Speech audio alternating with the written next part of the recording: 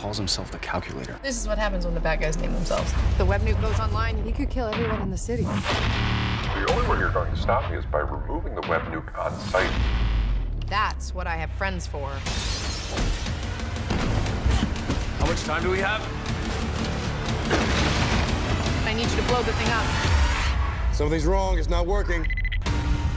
How's it going, everybody? Today I'm reviewing Season 4, Episode 12 of Arrow, Unchained.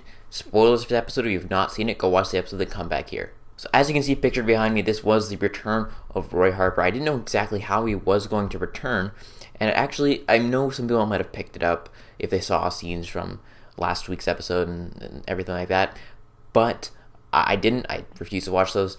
So it was surprising that Roy was the one actually doing all those heist-type things and the parkour all throughout the beginning, and it was a good reveal. Actually, I didn't see it coming, so bravo to them. But what we open up with is a scene at Nanda Parbat. Nyssa is locked up, Merlin's keeping her captive, and basically someone comes in to help her escape. She gets a knife, and it's a great action scene. Love seeing Nyssa. It was a breath of fresh air because you haven't seen Nanda Parbat in quite some time, so it's worthwhile just to see that scene. And you see that she's kind of got her mission of her own, and she goes off to find Katana, who has a cure. She's kind of protecting this cure, and it was a great fight scene between her and Katana. That was awesome. I was hoping, like, please don't kill off Katana, because, like, they killed off Amanda Waller last week. I'm like, if they kill off her just because she's in the Suicide Squad, then I'm going to have a problem. But luckily, they didn't do that, so I was happy with that. And I'm really excited. It was a breath of fresh air. It felt, there's so much going on in this episode, but it flowed very, very nicely.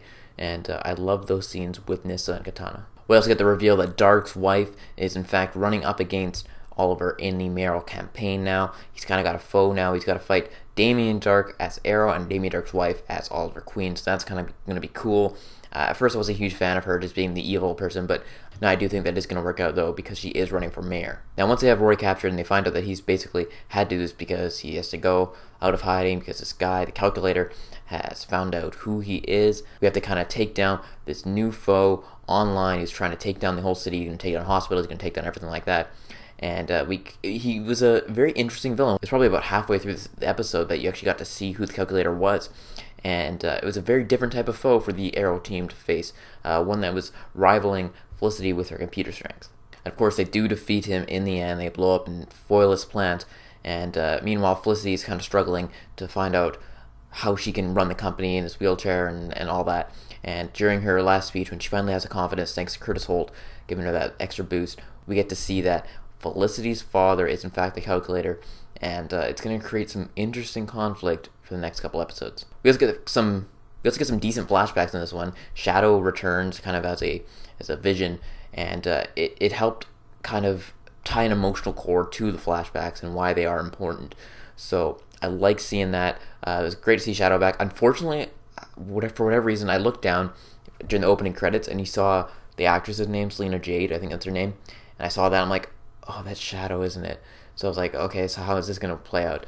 And we see how that works. One of the other main storylines is Thea's bloodlust. Basically, it's killing her because she hasn't been killing anyone else, so it's got to kill someone. So Thea's pretty much dying. Oliver thinks it's going to be a great idea that Dark can just come back and suck the bloodlust out of her again. But that doesn't exactly happen. It's Thea's choice, and she's kind of slowly dying. And this is where I think it's going to happen. I think everyone's predicting that it's Damien Darhk that Oliver is after when there's someone in the grave. I think it might be Thea in the grave, and it's Merlin who puts her there.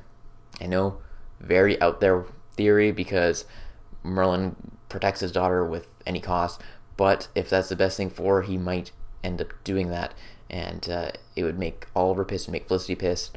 So it could be Merlin thereafter at the very end of the season. And then we get to the very, very end of the episode where Nyssa comes in and saying, hey, I have a cure, I'll give it to you if you kill Malcolm Merlyn. And that's where we end the episode. Tons of stuff to look forward to in the near future. Tons of conflict going on in every which way. You got Felicity and her father, you got Nyssa and Malcolm, you got Oliver versus Dark. And there's just so much conflict going on, but it doesn't feel convoluted. It feels, it's interesting, it's engaging. So looking forward to the next few episodes. This was an awesome episode, one of the best of the season so far, and I'm excited for the season to play out. So let me know your thoughts on the episode in the comment section below. Again, be sure to like this video and subscribe to my channel for more videos each and every week. And that is it, and we'll talk to you all later.